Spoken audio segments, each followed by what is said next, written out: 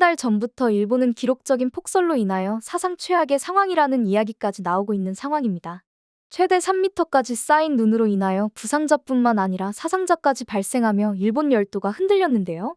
폭설이 발생하기 전에는 지진과 태풍 등의 자연재해로 피해를 입은 적이 있었던 일본이기에 이번 상황은 그들을 무기력하게 만들기 충분했습니다. 또다시 속수무책으로 당하게 된 자연재해는 재앙급이라도 봐도 무방할 정도였는데요. 가장 심각한 폭설은 일본의 북부 아오모리현으로 무려 5m가 넘는 적설량이 관찰되었습니다. 하지만 오직 한 곳이 아닌 일본 곳곳에서 폭설에 대한 소식이 들려오고 있는 상황인데요.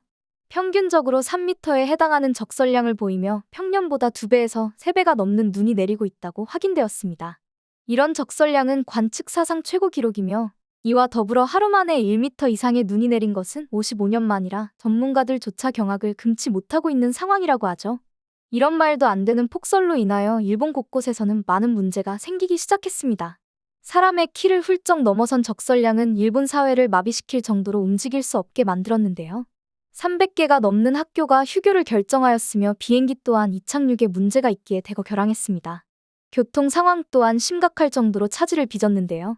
눈을 치우지 않으면 자동차가 다닐 수 없는 상태인 것도 문제였으나 눈을 치웠음에도 길이 미끄러워 큰 사고로 이어지는 경우가 많았습니다. 이에 도로의 일부 구간이 통행금지가 되는 등 교통이 심할 정도로 마비되었죠. 하지만 문제는 이것으로 끝이 아니었습니다. 기록적인 폭설로 중요한 문화재인 성 또한 큰 피해를 입었는데요.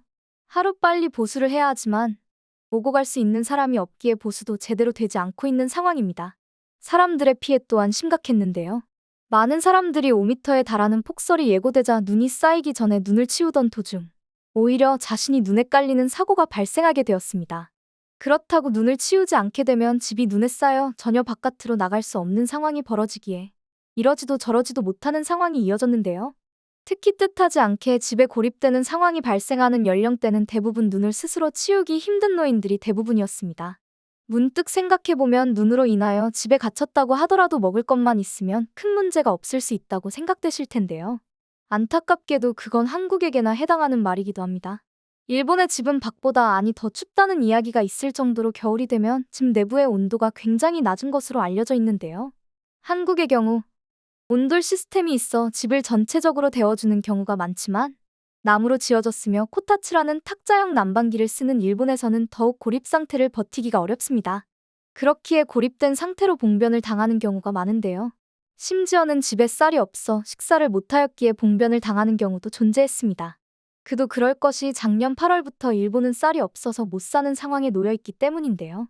앞서 말했던 듯이 일본에서는 작년부터 자연재해와 전쟁을 하고 있다고 봐도 무방할 정도입니다. 강도 7의 지진이 일어난 후 강력한 태풍이 일본을 뚫고 지나갔으며 화산 폭발에 대한 위험도 점차 커졌는데요. 그렇다 보니 불안감에 휩싸인 일본 전역에서 쌀 사재기가 진행된 것입니다. 사재기로 인하여 마트에서는 쌀 포대기의 흔적조차 찾아볼 수 없었는데요. 그렇다 보니 쌀의 가격이 폭등하기 시작했습니다. 평소보다 2배가 넘는 가격으로 치솟았지만 오래 두고 먹을 수 있는 쌀의 구매를 원하는 소비자들이 점차 많아졌는데요. 놀랍게도 올해 1월에는 쌀값이 90% 이상 상승하여 일본의 경기가 좋지 않음에도 다른 식재료들의 가격까지 올라가는 기이한 인플레이션을 겪고 있는 상황입니다. 이에 많은 일본 국민들이 분노하고 있는데요. 일본 정부가 이런 상황을 방관하고 있었기 때문입니다. 일본에서는 작년 10월 비축미를 풀자는 여론이 형성되었는데요. 당시에도 높아진 쌀 가격 때문에 국민들이 고통을 호소하고 있는 상황이었으나 정부에서는 그저 일시적인 상황이라며 모르쇠로 일관했습니다. 정부는 오히려 쌀 가격이 높아지니 비싼 가격에 쌀을 팔려는 농가가 많아져 물량이 늘어날 것이라고 예상했는데요. 그렇기에 굳이 비축미를 풀지 않아도 차차 쌀 가격이 진정될 것이라고 생각했던 것입니다. 하지만 정부의 생각과는 반대로 판매 자체를 하지 않는 농가들이 많아졌는데요. 덕분에 쌀 가격이 일본 사상 최대 규모로 높아진 것입니다. 이런 상황에 중국까지 끼어들면서 사태가 점차 심각해진 것인데요. 알려진 바에 의하면 지난해 일본 쌀 수확량은 679만 톤으로 1년 전에 비하여 18톤이나 늘어났는데요. 하지만 지파업체가 매수한 쌀의 양은 215톤으로 지난해 말 기준으로 21만 톤가량 줄어들었다고 보고되었습니다. 쌀 수확은 늘었는데 쌀의 유통량이 눈에 띌 정도로 줄어들었던 것인데요. 최근 이런 상황에 이면에 중국이 있다는 것을 한 농가가 밝혔습니다. 거래가 없던 업자들이 연락을 접촉해왔다. 그들은 중국 쪽 사람, 해당 발언은 현재 일본의 쌀 가격 파동에 중국의 손이 들어갔다는 것을 의미하는 말이기도 했는데요. 하지만 일본 정부가 실제 조사에는 나서지 않은 것으로 확인되었습니다. 10월 당시 쌀 부족 사태가 발생하자 한국인 관광객 탓으로 돌렸던 것과는 상당히 거리가 먼 행동이었는데요. 관광객이 스시를 많이 먹어서라며 뭉뚱그려 이야기하긴 했으나 일본의 관광객으로 방문을 가장 많이 했던 것이 바로 한국인이었기에 누가 봐도 한국인들을 겨냥한 이야기였습니다. 더 황당한 것은 관광객들이 많아질수록 이득인 것은 일본이었으나 일본 정부는 관광객들 때문에 문제가 많다는 식으로 이야기를 하고는 했는데요. 일본 국민들이 조금이라도 정부를 탓하려고 하는 낌새를 보이면 관광객들을 걸고 넘어지기 일쑤였습니다. 그들은 일본에서 생긴 문제를 외부의 탓으로 돌리며 자신들은 책임에서 빠지려는 모습을 보이기 일쑤였는데요. 그런 그들이 중국이 쌀 가격 파동에 한몫했다는 것을 알면서도 중국을 탓하는 것이 아닌 이번 사태를 진정시키기로 결정한 것은 의문이 드는 일이기도 했습니다. 일본 정부는 비축미를 푸는 것으로 쌀 가격을 조정하기로 했는데요.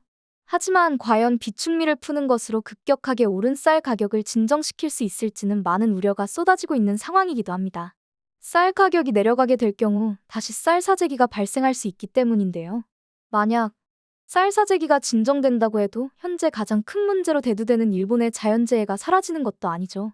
이런 상황 속에서 일본인들의 이상한 사고방식을 알 수 있었는데요.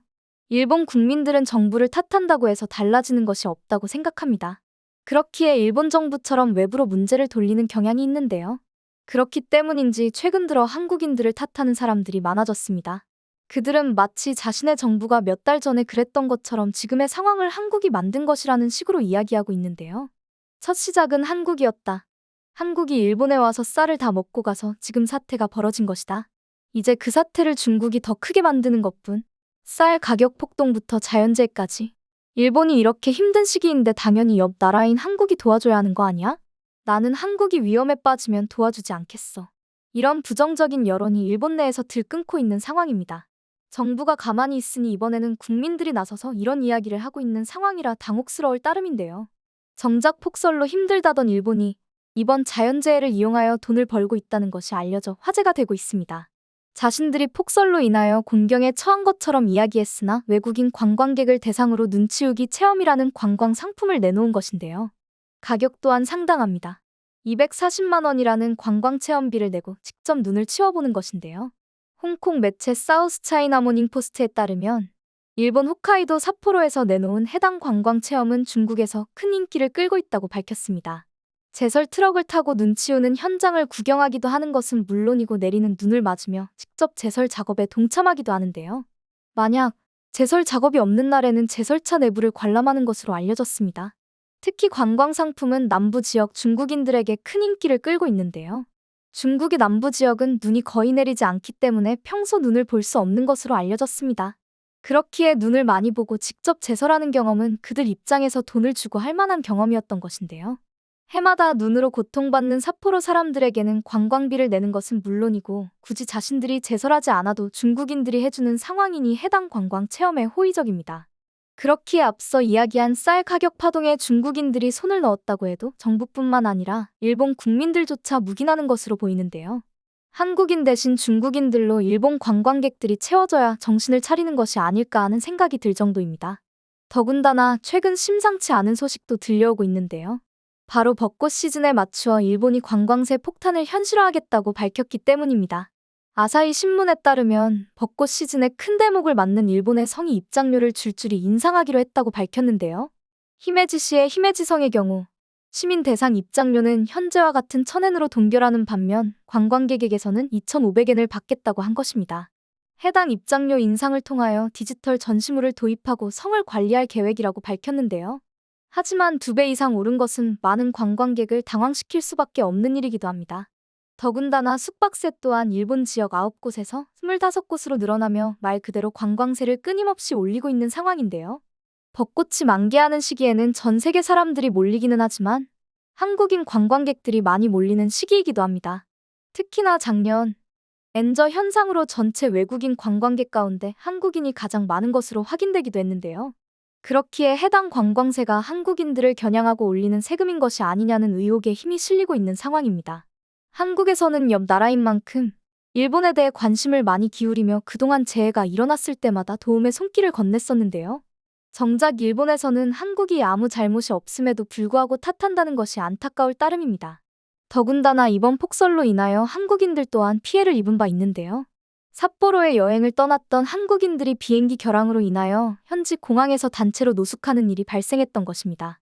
몇몇 일본인들은 한국인들이 공항을 무단으로 침입하여 노숙을 했다며 말도 안 되는 말을 하며 한국인을 비난하고 싶어 했는데요. 일본은 괜한 화풀이를 한국에게 하는 것이 아닌 현재 상황을 어떻게 타파할 것인지 고민하는 것이 최우선이 아닐까 싶네요.